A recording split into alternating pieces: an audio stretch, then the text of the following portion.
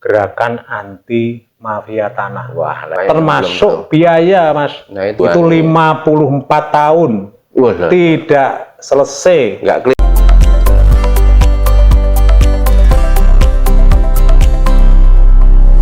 Hai Tribuners, jumpa lagi dengan saya S. Widodo, News Manager Tribun Jateng dalam Tribun Topik.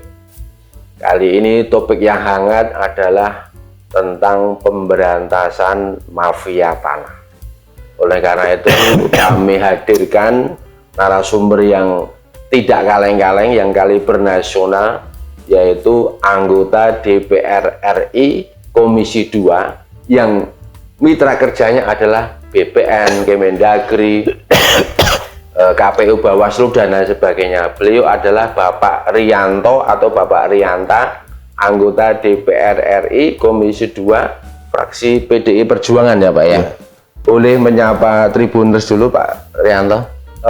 Terima kasih kawan-kawan Tribun telah diundang untuk ikut meramaikan acara ini. Semoga ke depan tetap dicintai. Luar biasa. Masyarakat.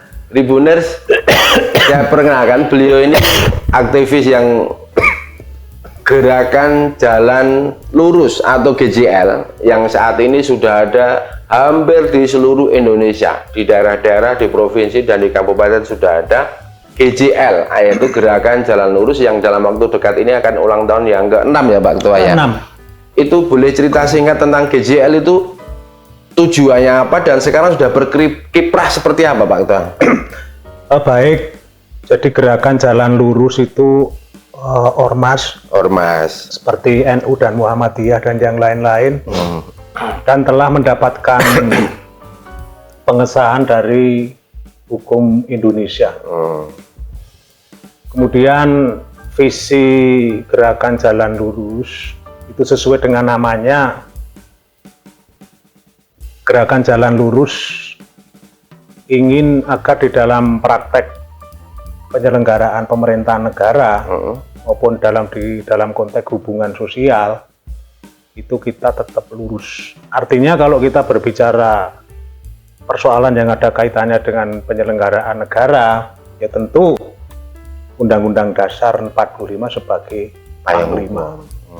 Kemudian kalau kita berbicara dari sisi sosial, keagamaan tentunya, ya kita tentu kitab suci dari masing-masing agama yang kita anut, yang kita ikuti. Oh gitu. Ya lurus lah. Jadi tidak usah menggak-menggok. Kadang orang pun dengan nama Gerakan Jalan Lurus itu opo ijo. Mosok. Apalagi zaman sekarang. Apalagi gitu ya? zaman sekarang. Tapi saya akan membuktikan itu bisa. Oh gitu. Tinggal niate. Kalau menurut agama saya kan innamal a'malu binniyat. Kita niatnya melurus ya sudah. Termasuk di dalam mungkin hubungan rumah tangga, ya sudah kita lurus saja. Sesuai dengan kesepakatan waktu kita ijab kabul. Oh gitu ya.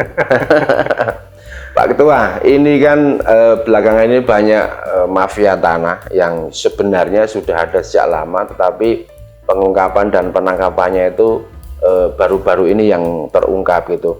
Kalau GJL itu apakah juga ada memperjuangkan hak-hak masyarakat sipil yang teraniaya atau dirugikan dalam hal penguasaan lahan, Pak? Salah satu misi Gerakan Jalan Lurus akan saya tambahi dan ada ormas juga yang saya juga ketua umumnya. Gerakan Anti Mafia Tanah. Wah, lah ini Gerakan Anti Mafia Tanah. Ketuanya Pak Rianto juga? Ketuanya saya. Kemudian di dalam dewan pendirinya di situ ada Pak Ugro Seno. Pak Polisi dulu ya. Dulu mantan Wakapolri. Ya, mantan Kapolda Sumatera Utara yang di sana banyak mafia. Kemudian juga ada almarhum Inspektur Jenderal Widianto Pusoko yang dulu Kepala Sekretariat Satuan Tugas Saber Pungli Kementerian Polhukam. Awal-awal dulu ya. Awal-awalnya, jadi saya sampaikan bahwa gerakan jalan lurus itu secara kelembagaan waktu Menko Polhukamnya Pak Wiranto, itu kita diminta untuk menandatangani MOU. Waktu itu di Hotel Hilton Bandung. Bandung. Kita memang diminta untuk membantu Satgas Saber Pungli di dalam pencegahan pungli di daerah. Jadi kami GJL ketika waktu itu diminta langsung saya sanggupi, tapi dengan catatan yang berkaitan dengan preventif. Kalau di bidang represif, sementara GJL jangan dulu. Kita banyak ke preventifnya. Jadi, baik Tua, kalau masalah preventif, sekarang ini kan banyak korban pemilik lahan itu yang tiba-tiba sertifikatnya itu beralih nama. Nah sekarang saya mau tanya Pak Rianto, pencegahannya biar penduduk, biar masyarakat itu tidak kehilangan hak, itu seperti apa? Baik, saya menghimbau kepada masyarakat pemegang hak, khususnya yang sudah bersertifikat. Itu yang pertama, dan yang pertama, artinya pertama, itu harus menguasai secara fisik. Maksudnya ditunggoni atau dicek, sering dilihat? Jadi penguasaan secara fisik lebih baik ditunggoni. Oh gitu. Tapi kan tidak harus ditunggoni dewe. Iya. Bisa aja suruhan orang. Digarap orang. Kemudian dipagari. Oh itu preventifnya seperti itu. Kemudian ditanami. Sering dijenguk juga ya. Nah, kemudian ditulisi. Oh. Nah, contoh lahan tanah ini SHM nomor berapa atau SHGB nomor berapa atau SHGU nomor berapa. Atas nama ini, luas ini. Itu nggak menimbulkan kerawanan untuk diklaim orang, dicek lagi ke BPN gitu? Gini, jadi di Badan Pertanahan Nasional saat ini kan di dalam sistem pemetaannya itu kan sudah tidak seperti dulu. Makanya di dalam program PTSL yang menjadi satu sikap politik PDI Perjuangan, kemudian Bapak Presiden Joko Widodo mengeluarkan kebijakan yang berkaitan dengan pendaftaran tanah sistem lengkap. Itu kan dalam rangka pengamanan itu. Jadi sekarang ini sebenarnya kalau mau main-main dengan persoalan tanah sudah nggak bisa. Oh gitu. Karena tanah itu sudah terdaftar di BPN, karena ada titik koordinatnya. Ini nggak bisa diubah. Sekarang. Tapi yang sertifikat muncul sebelum tahun 2000-an ya, atau 2005 ke sana, ke bawah, itu memang belum terregistrasikan seperti yang sekarang. Makanya ini ada satu kebijakan dari BPN untuk bagaimana ada penataan. Kalau di Jawa Tengah ada 13 kantah yang ditarget di akhir tahun 2024 ini bisa lengkap. Jadi harapannya tujuannya untuk mencegah perampasan tanah. Itu. Terus ada program juga di desa-desa itu PTSL ya. PTSL, pensertifikatan sistem lengkap. Itu memang dari program pemerintah untuk membantu masyarakat Indonesia memudahkan memiliki sertifikat. Jadi salah satu visi ini, mohon maaf, ini bukan, tapi ini perlu saya sampaikan agar masyarakat memahami bahwa salah satu program politik PDI Perjuangan itu kan reforma agraria. Oh iya. Nah, kemudian Pak Jokowi itu kan presiden yang diusung oleh PDI Perjuangan. Iya. Apa yang dilakukan oleh Pak Jokowi itu sebenarnya melaksanakan ideologi partai PDI Perjuangan. Termasuk PTSL itu tadi. Termasuk PTSL. Gitu. Termasuk reforma agraria. Reforma agraria. Di mana Bapak Presiden Joko Widodo itu telah mengeluarkan peraturan Presiden nomor 86 tahun 2018 tentang reforma agraria. Nah, di dalam reforma agraria, di dalamnya termasuk program redistribusi tanah.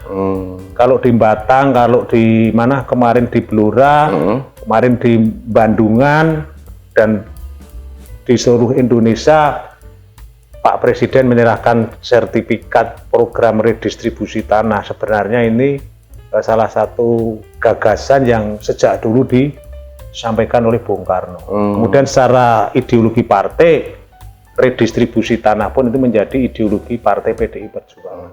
Ini agar masyarakat itu memahami. Ya, ya. Jadi ya memang Pak Jokowi presiden yang memang diusung oleh PDI Perjuangan. Ya. Kemudian yang berkaitan dengan pemberantasan kejahatan pertanahan atau mafia tanah. Ini juga bagian dari apa yang menjadi satu cita-cita kita bersama. Tribuners, detail, lengkap dan jelas disampaikan oleh Bapak Rianto, anggota DPR RI Komisi 2, yang memang fokus dan membidangi di bidang itu. Nah, Pak Rianto, ini kan masyarakat juga sering bertanya-tanya kalau ada masalah pertanahan itu mengadu kemana gitu ya. Kalau ke pengacara atau ke mana kan mungkin ngitung-ngitung duitnya juga itu. Apakah gerakan Jalan Lurus juga memberikan atau memfasilitasi hal itu, Pak Ketua? Baik, kepada warga masyarakat yang ada persoalan konflik pertanahan, sengketa pertanahan, atau mungkin merasa hak atas tanahnya itu dirampas oleh pihak lain. Itu saya mengharapkan agar bisa diselesaikan di tingkat paling bawah. Di mana itu, Pak? Ya kalau bisa di tingkat RT. Dimediasi. Dimediasi. Kalau RT nggak selesai, bawa ke Pak Kepala Dusun. Kalau Pak Kepala Dusun nggak selesai, dibawa ke Pak Kepala Desa atau Pak Lurah. Kalau Pak Lurah nggak selesai, yo bawa ke Badan Pertanahan Nasional. Tapi kenyataan yang saya lihat itu banyak yang tidak selesai. Atau bisa saja disampaikan secara langsung kepada ormas kami, Gerakan Jalan Lurus. Lapor gitu, minta tolong. Ya, minta bantuan advokasi. Kemudian saya sampaikan bahwa Gerakan Jalan Lurus di dalam satu aktivitas itu tidak berorientasi kepada materi. No profit. No profit. Jadi silahkan dicek kepada banyak orang yang sudah kami bantu, apakah ada sesuatu untuk Gerakan Jalan Lurus. Betul-betul nggak bayar itu, Pak? Nggak bayar. Tapi kalau misalnya warga pengen memberikan apresiasi gitu, diterima atau ditolak, Pak? Ya kalau warga mau memberikan apresiasi, kalau saya terima. Oh gitu. Tapi saya terima, kemudian saya wujudkan dalam untuk beli seragam. Itu nanti seragam saya berikan. Kembalikan lagi ke masyarakat. Ya, silahkan. Jadi gitu ya. Saat ini Gerakan Jalan Lurus itu sudah banyak membagi atribut. Oh gitu. Yang berkaitan dengan gizi. Berarti kasnya banyak ya. Kalau kas tidak ada. Oh gitu ya. Total nggak ada. Oh gitu ya. Tapi alhamdulillah yang namanya organisasi itu yo biasanya ketuanya tombok terus. Tapi tidak apa-apa. Pak Ketua Dapil 3 ya. Saya Jawa Tengah 3. Jawa Tengah 3, Blora, Rembang, Pati, Purwodadi. Purwodadi itu kecamatan. Oh, Grobogan. Grobogan, Pati, Blora, Pati, Rembang. Oh, daerah ke sana ya. Kesana. Baik, pemirsa Tribuners, Gerakan Jalan Lurus membuka diri untuk membantu masyarakat menyelesaikan atau cari solusi bagaimana yang terbaik dalam hal sengketa lahan maupun yang bermasalah dalam hal pengurusan sertifikat. Pak Ketua, kadang-kadang masyarakat ini percaya kepada perangkat desa mengurus sertifikatnya, tapi bertahun-tahun tidak jadi. Ini biasanya kendalanya di mana, Pak Ketua? Sebenarnya yang berkaitan dengan urusan tanah itu kan mudah. Aslinya mudah. Aslinya mudah. Kan kalau di BPN itu ada peraturan Kepala BPN nomor 1 tahun 2010 tentang standar pelayanan pertanahan. SOP-nya begini. SOP-nya begini. Oh, itu gitu. turunan dari Undang-Undang nomor 25 tahun 2009 tentang pelayanan publik. Oh gitu. Bagian dari pelayanan publik. Bagian dari pelayanan publik. Makanya bisa dilakukan klarifikasi. Beberapa waktu lalu Gerakan Jalan Lurus membantu kasus tanah yang ada di Kecamatan Juwangi, Boyolali. Boyolali, Juwangi. Itu 54 tahun Wah, tidak selesai. nggak clear. Nah, ketika kami datang, gerakan Jalan Lurus datang ke sana, alhamdulillah sudah jadi. Nanti bisa dicek di Siap. BPN Boyolali. Kemudian beberapa waktu yang lalu, saya bersama anak saya yang kebetulan anak saya itu juga anggota DPRD Provinsi Jawa Tengah, Mbak siapa namanya? Mbak Paramita Atika Putri, Paramita Atika Putri ya. dari PDI Perjuangan, juga membantu persoalan sertifikat yang dialami oleh warga Kabupaten Kendal, khususnya Kecamatan Gemuh, Wringinarum, dan Weleri akibat dampak tol Semarang-Batang. Itu 7 tahun. Sudah selesai sekarang. Alhamdulillah masih ada beberapa yang belum terselesaikan karena ada masalah waris, masalah. Oh ya, internal lah ya mereka ya. Kalau kayak begini ya otomatis status quo. Oh gitu. Kemudian juga di beberapa di Kalimantan Timur, di IKN itu banyak saya bantu. Bahkan mohon maaf, gerakan Jalan Lurus di Kalimantan Timur itu juga Ada juga. eksistensinya diakui oleh masyarakat. Oh gitu ya, membantu masyarakat di sana. Termasuk di Kalimantan Selatan, di Kalimantan Tengah di Sampit. Kalimantan Barat menunggu saya lantik. Waduh. Tapi juga sudah ada beberapa yang eksis. GJR. Bahkan di Bali kami membantu salah satu pemilik hotel yang terkenal di Bali. Kemudian karena ada persoalan kepailitan, kemudian karena kuratornya nakal, hari ini sudah kita distribusikan ke Polda Bali, dan alhamdulillah dari Polda Bali sudah berproses. Juga beberapa waktu yang lalu saya atensi ke Irwasum Polri. Ini berarti proses ini berjalan, termasuk GJL melakukan pendampingan warga daerah istimewa Yogyakarta. Pemegang hak guna bangunan HGB. yang habis masa lakunya. Kemudian ketika mau diperpanjang, ini tidak berjalan. Ini alhamdulillah dari penjelasan Kementerian ATR BPN CQ, Dirjen yang membidangi persoalan itu sudah selesai. Jadi nanti akan dilayani sesuai dengan aturan yang ada. Artinya gerakan Jalan Lurus itu bergerak untuk meluruskan sesuatu. Wah, aturannya ayo. Harusnya begini, sesuai undang-undangnya begini gitu ya. Lah, kembali ke persoalan yang khusus spesifik di Jogja. Iya, itu seperti apa gitu Pak?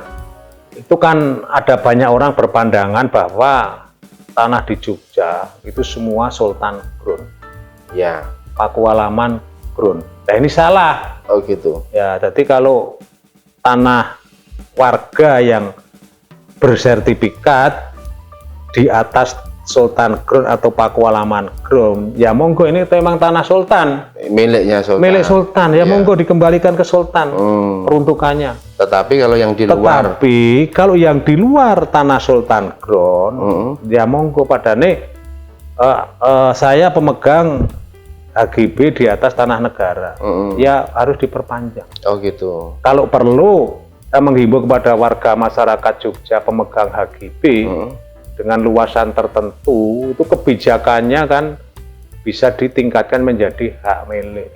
Tingkatkan aja.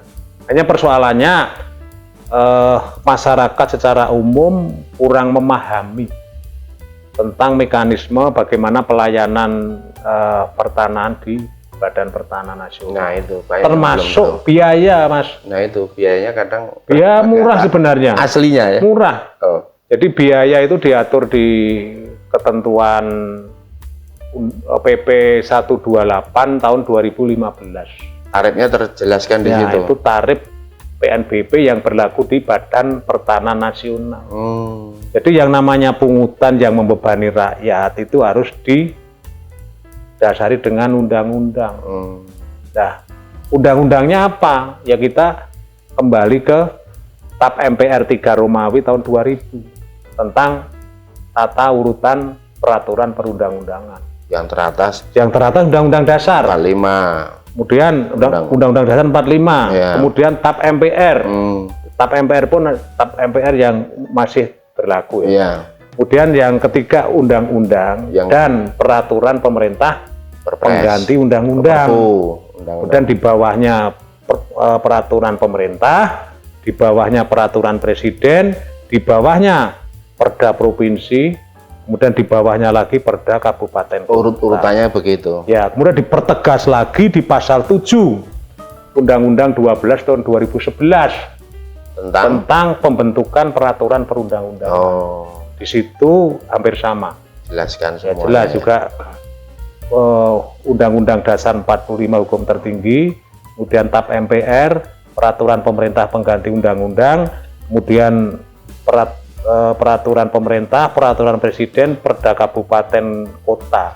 Dan yang pasal 8 itu sampai ke peraturan desa. Oh, sampai ke desa. Ada permen, ada macam-macam. Terus ada peraturan Kapolri, peraturan Mahkamah Agung. Lah ini, makanya aturan-aturan ini dipakai saja. Nggak usah neko-neko lah. Diluruskan pakai Gerakan jalan lurus ya itu. Seharusnya begini loh, aslinya begini gitu. Nggak usah macam-macam. Iya, Tribuners luar biasa Pak Rianto menjelaskan bagaimana yang seharusnya, tidak usah dipersulit dan tidak usah diperumit, lurus-lurus saja.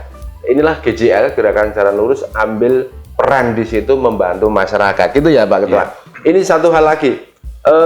Ada namanya hak tanah ulayat atau tanah adat yang diatur dalam undang-undang. Itu kadang-kadang masih keinginan dari masyarakat adat ini belum ada titik temu dengan masyarakat pemerintah. Pak Rianto bisa jelaskan seperti apa kronologinya itu?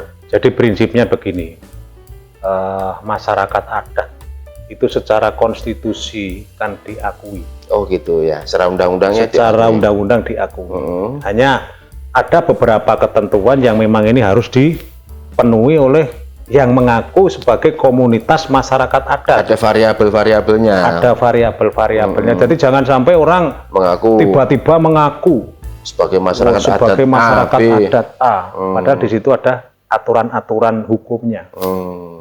Jadi ketika sebuah komunitas masyarakat adat itu sudah sah secara hukum, jadi oleh peraturan perundang-undangan pun bisa diberi hak. Jadi tidak ada negara ini merampas, itu nggak ada. Seperti IKN.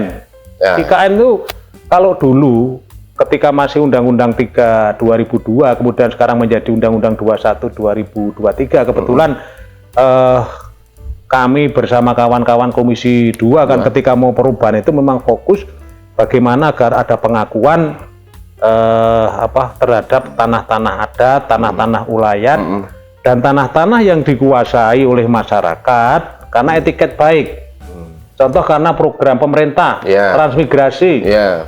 Karena saat itu masyarakat didorong untuk mbabati itu? Babat alas. Babat alas. Dan itu sudah dilakukan sebelum Republik ini ada. Nah ini keputusan politik DPR RI dan Presiden itu yang kayak itu tetap diakui. Termasuk desa-desa di wilayah IKN itu yang sampai sekarang ini masih menjadi wilayah hutan. Nah, makanya tugas nanti Pak Prabowo untuk bagaimana ini program Pak Jokowi ini bisa dilanjutkan. Yang penting kan kalau menurut saya yang baik ya dilanjutkan, yang kurang baik disempurnakan, diperbaiki. Jadi jangan sampai membangun satu persepsi yang menyesatkan. Jadi prinsipnya negara ini dibangun, salah satu tujuannya adalah untuk memajukan kesejahteraan umum. Kalau yang pertama kan melindungi segenap bangsa Indonesia dan tumpah darah Indonesia. Kemudian yang ketiga itu mencerdaskan kehidupan bangsa. Yang keempat ikut serta menjaga ketertiban dunia. Ini rohnya di situ. Jadi roh dibangun IKN. Ya kalau saya IKN ini harus lanjut. Karena memang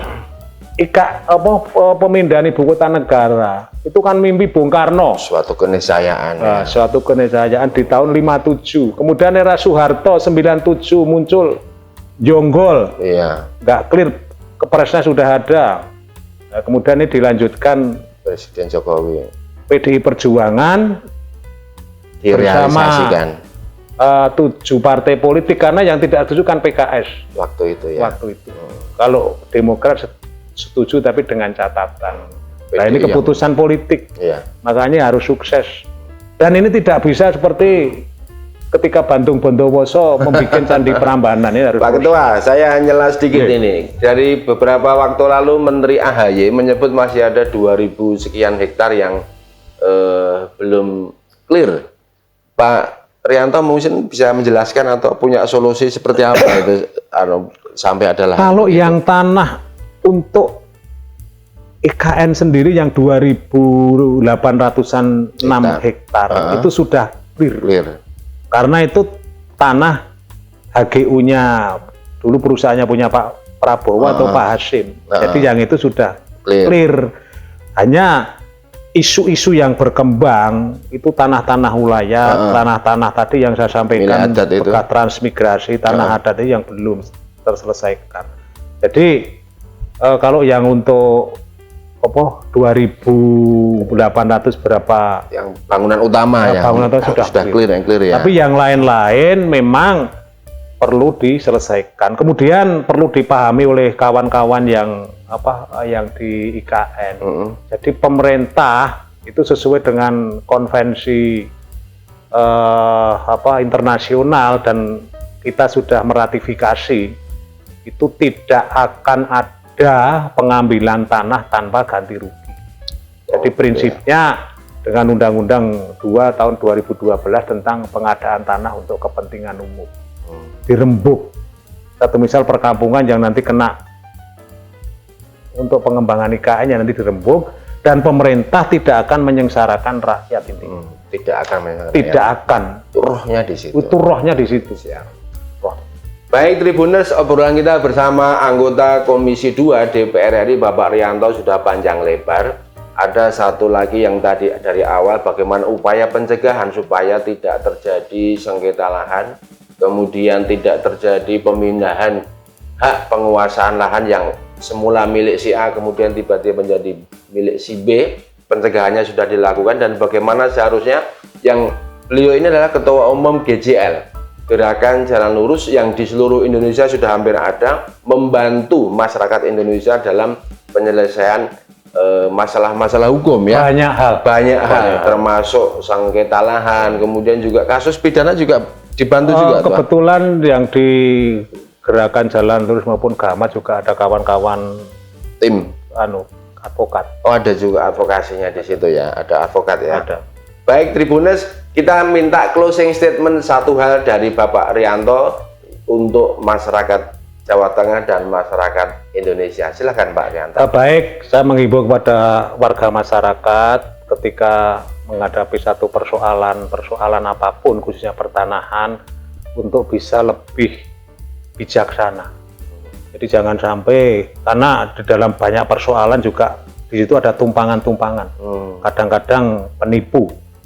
Kemudian juga ada orang yang mengaku ini dari aparat apa. Bahkan di Jawa Tengah beberapa waktu yang lalu ada mafia yang pakai atribut kejaksaan, tapi sudah ditangkap itu. Sudah ditangkap ya. Nah, harapan saya kepada masyarakat untuk menggunakan lembaga negara yang sudah ada. Seperti kalau ada pidana, laporkan ke polisi. Makanya saya akan mendorong bagaimana di dalam pencegahan maupun pemberantasan kejahatan pertanahan. Ini yang mutlak harus diberdayakan adalah masyarakat plus lembaga Polri. Jadi kalau berbicara kejahatan pertanahan, itu yang lebih dominan untuk mengurai itu Polri. Karena penyelidikan dan penyidikan itu ada di sana. Jadi ranahnya kepolisian. Ranahnya Polri. Baik, terima kasih Pak Rianto, anggota Komisi 2 DPR RI dari fraksi PDI Perjuangan. Beliau adalah anggota DPR RI dari Dapil Jateng 3 ya Ketua. Terima kasih.